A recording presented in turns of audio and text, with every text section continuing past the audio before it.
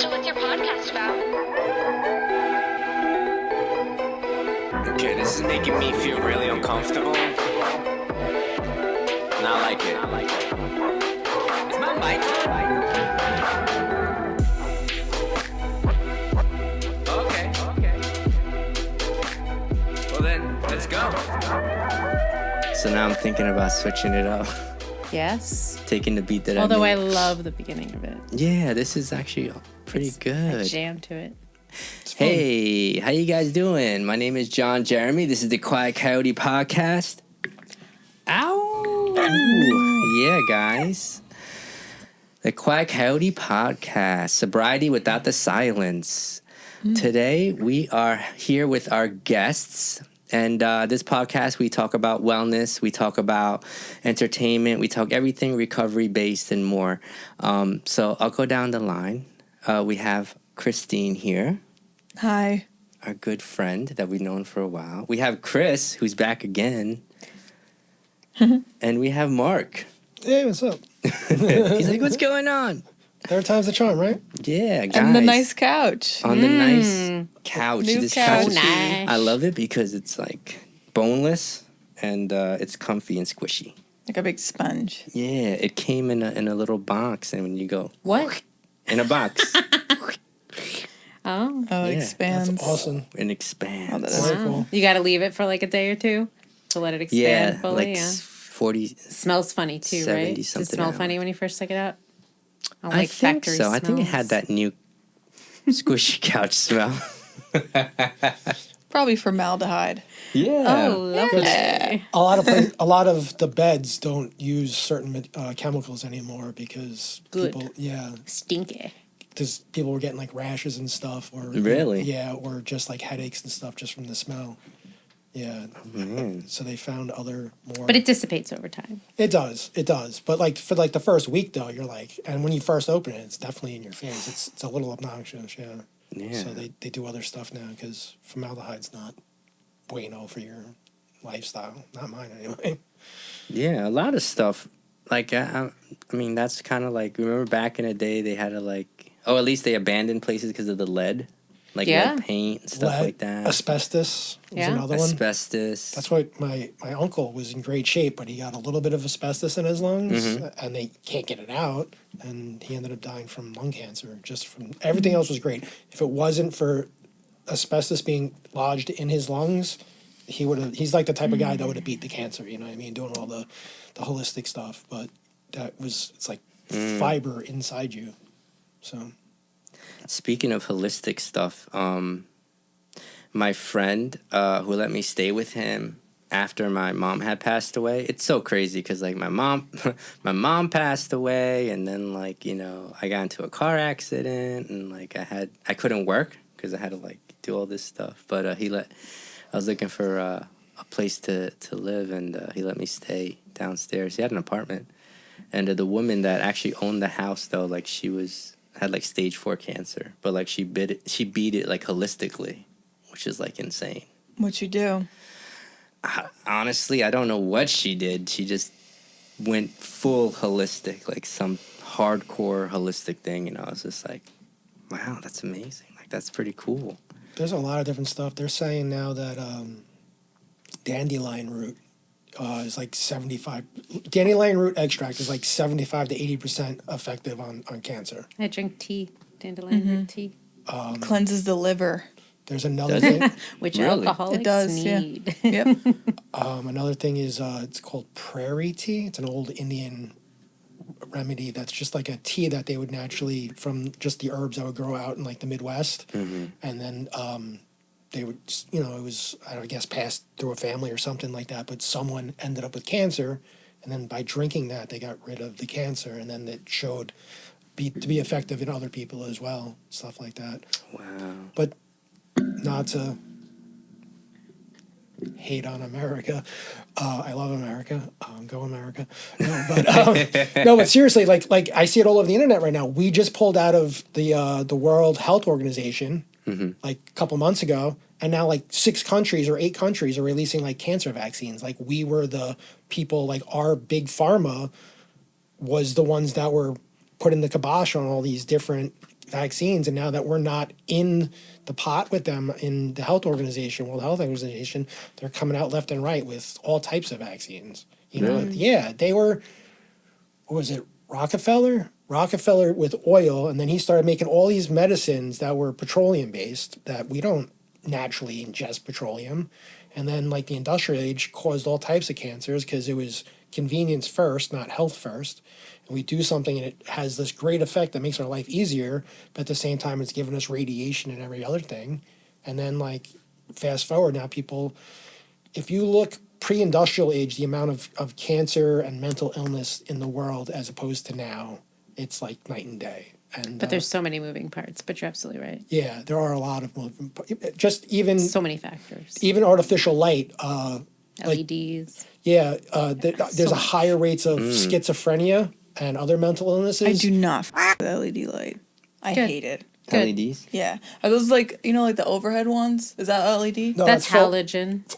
or fluorescent. Fluorescent. I'm sorry, not those halogen. I do don't not like fuck with. Yeah. I wear sunglasses indoors now because of those. Yeah. I wear my sunglasses at night. There's a Fluorescent study lights are shows rough. though that because we're built for like survival, fight and flight, and then we create this artificial environment in like big cities, and And we spend all our time in it. we're stimulated by Outside. artificial lights. There's no threats. We create the threats, or it's the guy next to us. But that's probably because they're bugging out from everything artificial too, and now they have mental illness. And then they're just letting mentally ill people go unmedicated and unhospitalized, walking around. I don't know. The world's definitely. I don't. We could go. I run a- feel that. No, I totally feel that because once I had a stint where like I would unplug all my electricals in my bedroom, so nothing was plugged in, so I could like have a better sleep. I turn or off Wi-Fi at night. Airplane mode. airplane mode. I have I a turn off the Wi-Fi in my house though. hat. Wow. It's by Havn, Havn? Havn. Military uses it. Before it was called Havn, it was like Lamb or something like that. It's got basically like a Faraday cage. Like it's the lining of the hat has like a small layer of like copper waving through it, so it like blocks out external radiation and stuff. It's Wow. yeah. Is that what copper does? Copper does that? So yeah, so like an EMP is an electrical pulse, and if it goes off, it'll like kill all the electronics. So the military created, or this guy Faraday created what's called a Faraday cage, which is basically like a copper cage. So it will protect whatever devices are inside it from the pulse that would knock everything out. Now a solar flare can also cause like that pulse that can knock out stuff, but a Faraday cage creates like the copper, because it's so conductive, like blocks it. So anything that's inside it should be safe. That's the idea. And now they make all types of stuff. You can get with key fobs now, like how you have the keyless start. All you have to have is on you. That can be hackers can get the signal from it, and then they can start your car and drive away without the key if they know what they're doing. So Wow. and your phones, all the different technology thieves can be prevented by. There's a company called Go Dark, and they make like these different bags that you put your phones in. Yeah, and stuff like- wallets and stuff too. yeah, all For types your of stuff. credit cards and Really? Yeah. Yeah, that Oh. little chip is great, except that someone It's else can just kind hackable. of That's why the Apple phone, or when you do the pay by phone, the touch, every time you pay, it creates a unique code that Yes, it's not your credit card. It's It's not your credit card number when you use Apple Pay. I just right before you guys got here, I was on my phone and Apple had sent me that my card was declined twice, and I was like, for what? And I went on, and this morning I went on Expedia to buy tickets. My cousin is getting married in Cancun in October, so I needed to buy tickets from JFK to Cancun. On Expedia, it didn't like prompt like, oh, just tap this here. It was like you have to put your credit card in. So then I went into the Apple card and I copied the virtual number, which is different than the physical card number. And then someone like stole that off of Expedia, but they blocked it, so I'm good. And they already issued me like a new virtual number, which is the thing. Like, they don't have the real number. The virtual number got stolen. Right now, my card is good to go again. They blocked those. They issued me a new one. And then at point of contact, like at 7-Eleven, you're buying a water, you click it, it makes a code specific to that sale every single time. So, like, it's gone. It's like, I use it, that number, it's like a 164 encrypted number that's got like so many numbers. 10 minutes from now, it's logged in, but it's gone. It no longer exists because it's that point of contact's already done. Oh wow. Yeah, that stuff like that's pretty cool. But then again, there's every time they come up with something new, someone's like, how do we exploit it for our good? Well, that's what it is. I mean, it's always just well, what did they call it in the Dark Knight? He says at the end of the Dark Knight, he goes, "What do we do about like escalation or something like that?"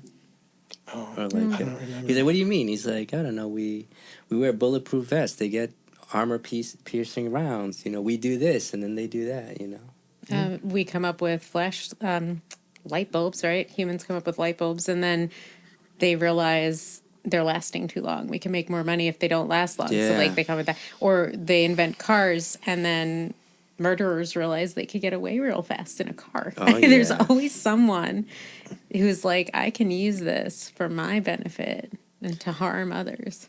Now, the nerds are in charge of like thievery because the smarter you are with technology and being able to, back in the day, it was just a smash and grab job. You just kind of like went into the banks and just The brutes had the upper hand now. brutes had the upper hand, but we still need the henchmen. We're like, Or maybe everyone's just, instead of like greed, everyone just like comes together and is like there for each other. wait, what? What are you Talking about What are you talking about, Sounds so lovely, bro? Brah. you can't Oh my God, the- possibly. This whole world of people actually helping each other, that's the hard part about it. It just takes everybody to like kind of be on the same thing, you know, get us all in a room and trying to get us to work together. That is something for You sure. guys know Soft White Underbelly, the What? podcast? No? No. So it's this guy, he's a photographer, and he interviews people. He takes photographs of them, but he interviews the people and lets them share their story. And I was watching one today about a guy, his name's Jay Katz, and he murdered both of his parents. He murdered his dad, and he murdered his stepmom. And he talks for literally 2 hours. The video is like 2 hours and 15 minutes long. I listened to the whole thing because it was so captivating. But it makes you, I'm reminded of it because of what you guys were saying about like community and how he like built a community in prison. And he had all these like crazy experiences with meditation, and he was like, he was just learning from people. Like he just was seeing other inmates as like teachers, and he was in AA and recovery in jail, and it was this whole community. He was a part of the first AA convention in a prison. Oh, wow. Yeah, it was Didn't or know like that was a thing. the first. I think it was the first one. I think he said, but he ended up getting out of prison. He had like 3 life sentences, or no, he had 2 life sentences plus like 15 years for like a weapons charge or something, and he ended up getting it knocked down to 15 years because of his dedication to like meditating, learning, like getting education in prison.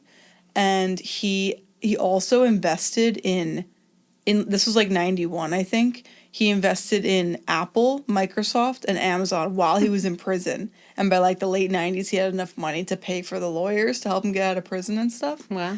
That is The guy is crazy. it's freaking nuts. And I mean, he had this whole like epiphany too about I mean, it's like really touchy subjects, but he like hated child molesters and like rapists because that's what he experienced as a kid, and he ended up having this like huge, like beautiful experience where he was able to see these people as like sick just like him.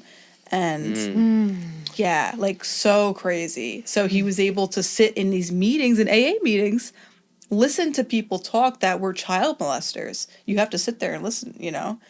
And he just like was able to be with that and have compassion and forgiveness. And he learned, I don't know, just crazy. Like, so wild to me, this guy, the way he spoke of forgiveness. And like, this is a totally different topic than we were just talking about. No.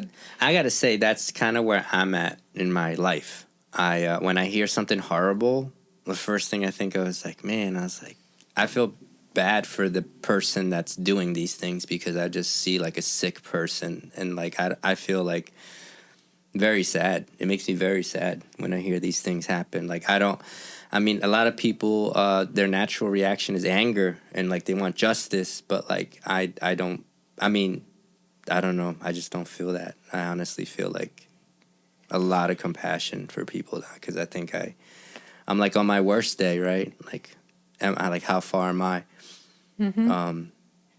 Actually, this week when some people were making some comments on my page, like kind of flipped it on them, kind of like without telling them, I kept it on myself and saying, well, I don't know, man. All I could talk about is that, like, how dare I, like, say something like, in recovery, it's kind of like the person that could have 24 months sober is like now telling someone else how they should live, like how, like, like judging these other people and saying, look how bad this person is like, bro, like, not for nothing, but 25 months ago you were smoking crack, like, where is this coming from, I love what you're saying, and I feel like the more intimate you are with yourself and the more you go deep and learn the dark and the light of yourself, there's no difference between me and everyone else. Like, there's just no difference. If I was born with that life, with that set of whatever's going on inside of that person and all the stuff that went on outside of that person, I may have done the exact same thing. Like, I see the dark in me, and I embrace it and don't run away from it as much anymore. And by seeing that and acknowledging it, I can accept a whole lot more about other people. There's a reason for it, That's the way I see it. Yeah, like no one wants to go kill people. Like, or, there's no a one reason. starts out wanting to kill Right. people, and then from I wouldn't say no one. There's some. But yes, most- most people, intentions are good. human beings aren't naturally inclined to even have hate. These are all things that are learned from environment or from other people that, have not done the inner work. And as they go on, we don't hear it as much okay, when it's recorded, but go ahead. that was like,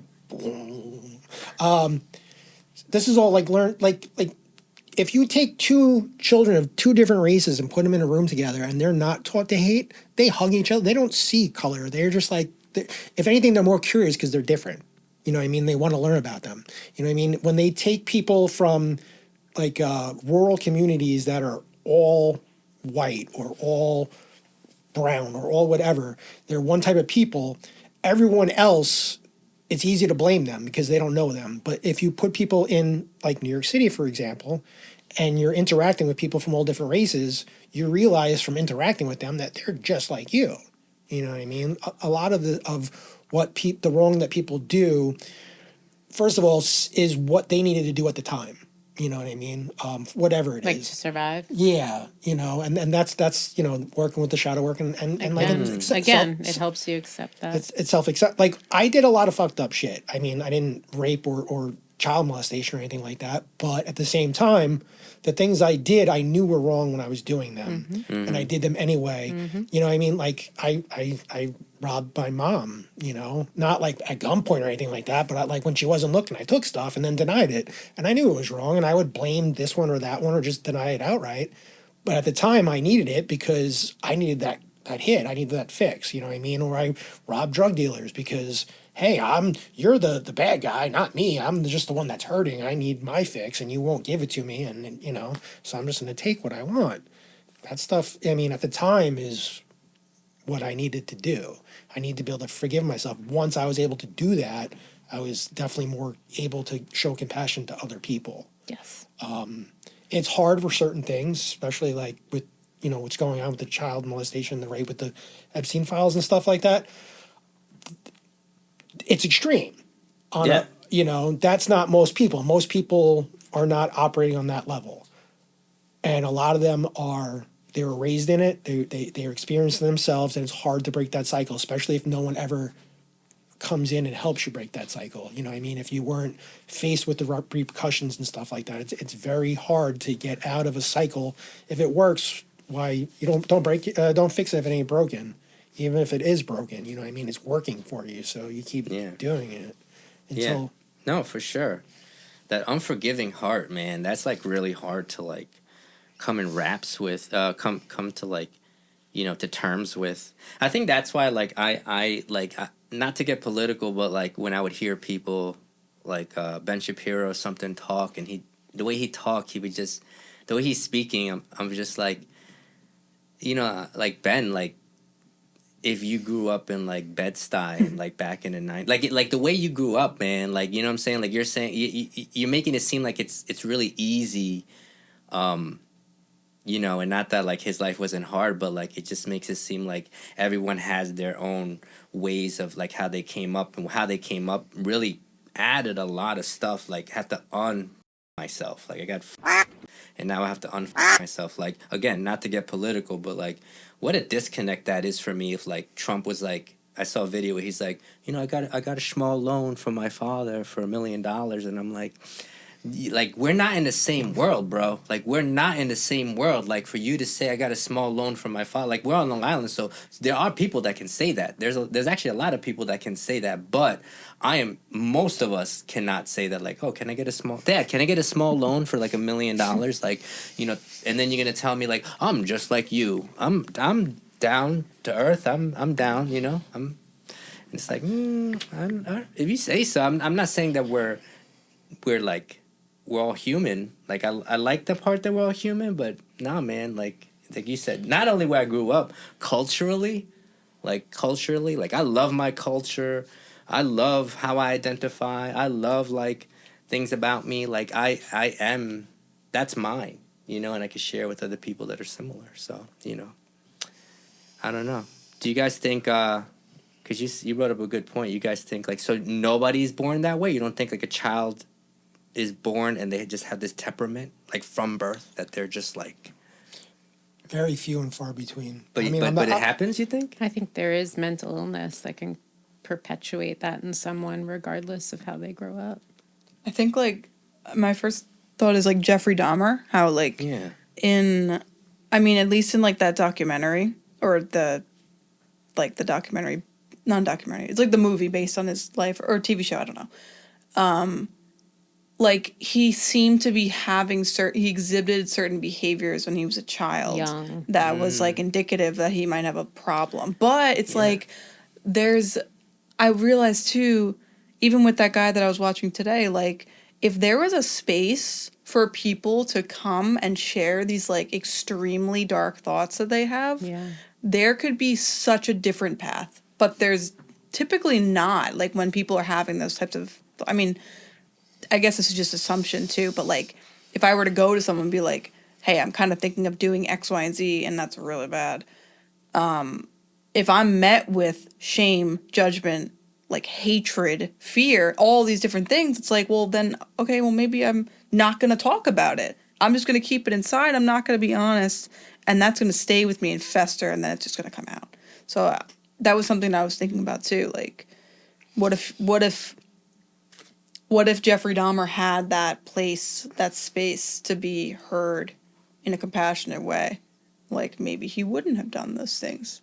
There's ways to bring that strange desire that some of us don't have, like to harm things. There's ways to bring that to light that are legal, he could hunt, he could become go to school, he could be a butcher.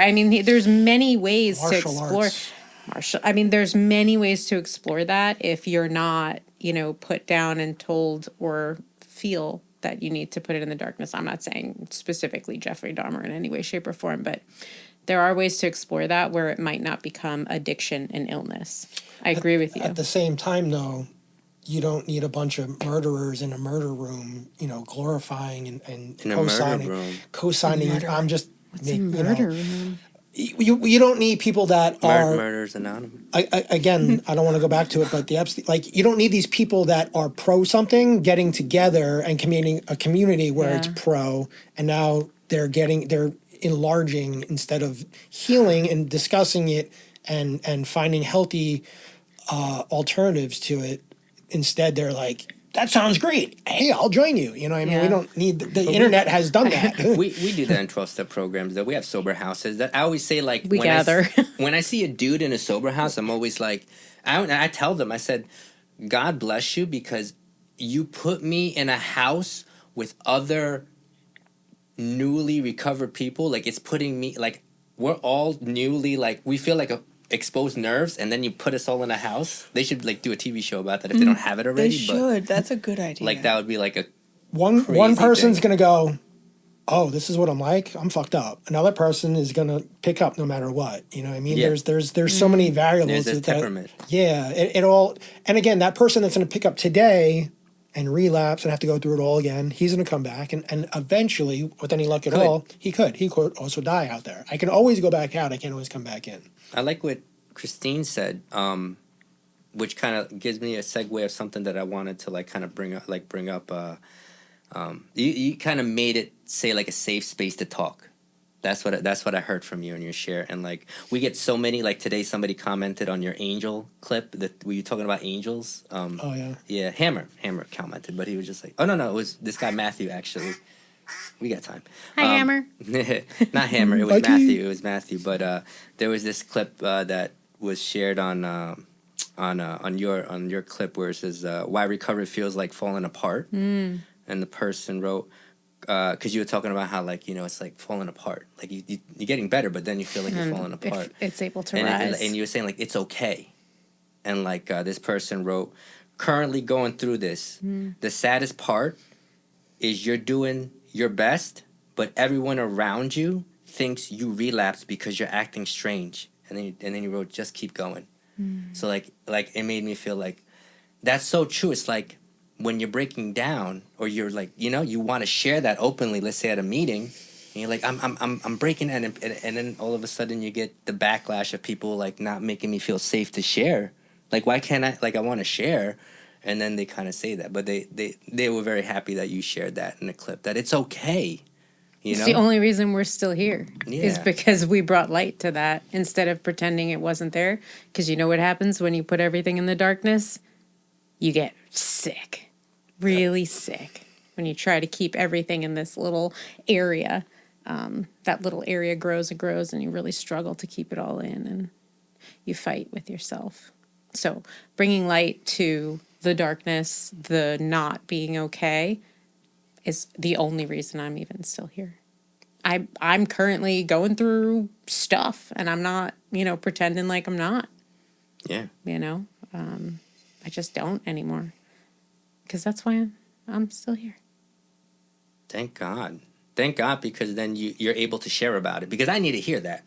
I remember when I first came into recovery, and this dude, and I never forgot it, I think I shared about it, not on the podcast, but he goes up there, he says, I have 13 years sober. No, he says, at 13 years sober, I was face down with guns drawn on me at the Port Authority because he got so upset, and he just started to like flip out, and he says, and then they had him laying down. He said, at 13 years sober. And that's how he opened up. And then he goes, but, and then he just started talking. And I was like, what? Wow. Like, that made me feel better about myself. Like, that made me, like, it was relatable. Like, because when I get angry, I get it. Like, it's just not good. Not that it's not good for me, but I like getting angry because it's like, I'm angry. I mean, like, this fake control that I have. But like, That's- yeah. Sobriety allows me to have a life, and that life is going to put me in situations that I've never experienced before. And if I've never experienced something, how am I supposed to navigate it? And that's why we go over why we try to build like morals and stuff like that. But like, it's real easy if I don't deal with my anger issues. Something new comes up, I don't agree with it, I'm going to get angry. Or if I don't deal with any other issues, sadness, relationships, any of those things, if I don't actively acknowledge that I have those problems, and then when a new situation appears, as life often does, that's it. It's like, what do? That's why I like to go over certain things like that. I've even in martial arts, or boxing, there's only like in boxing, for instance, there's only like 8 different punches, but they just work those same 8 punches every day over and over again. Different Muscle angles. memory. Yeah, it's to the point that it's when you're in that situation, anything that you've kind of like programmed into yourself. Practice. Yeah, practice makes perfect. How do you get to Carnegie Hall? You practice. This was part 1. Check out part 2 next time. Okay, this is making me feel really uncomfortable. Not like it. Is my mic on? Okay. Well then, let's go. Hey, everyone, look here. Quiet coyote. Quiet coyote.